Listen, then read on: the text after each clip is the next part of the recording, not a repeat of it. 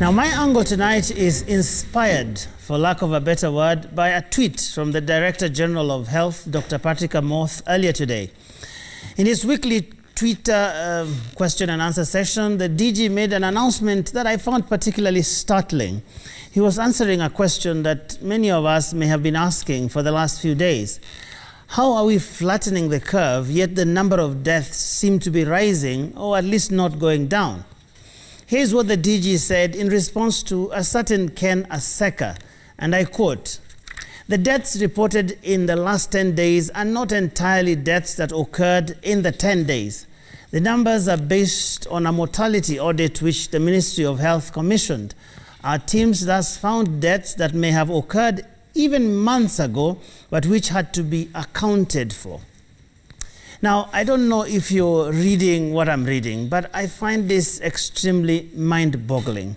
You see, every time the Health Cabinet Secretary or any of the officials from the ministry comes out to give us the daily statistics, we've always assumed, at least I have, that the numbers are exactly what we are told they are.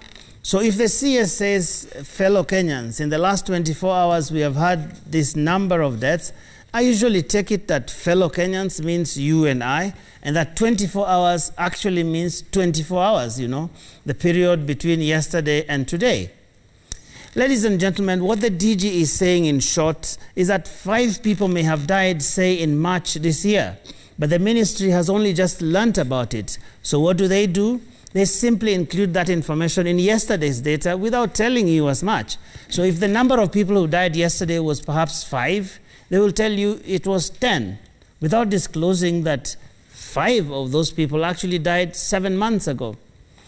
Fellow Kenyans, this might sound like pointless nitpicking, but it matters.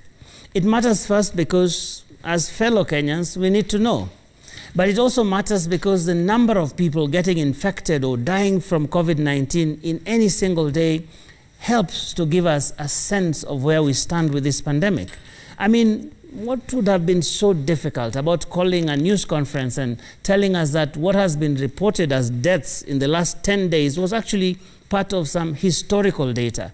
What if they broke it down every day and separated the daily numbers from the historical ones?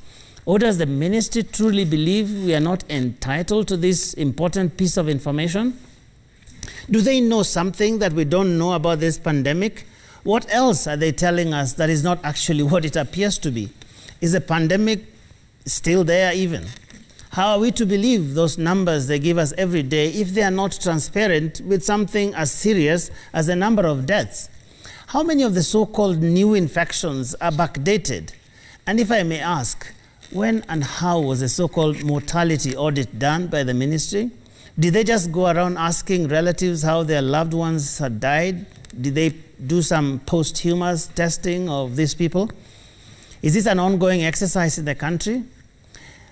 This is the same casual manner in which the ministry treated claims of discrepancies in test results coming out of certain labs earlier in the year. Ladies and gentlemen, this is a disease that has disrupted our lives in the most profound of ways. It has changed the face of the country in ways rarely seen before.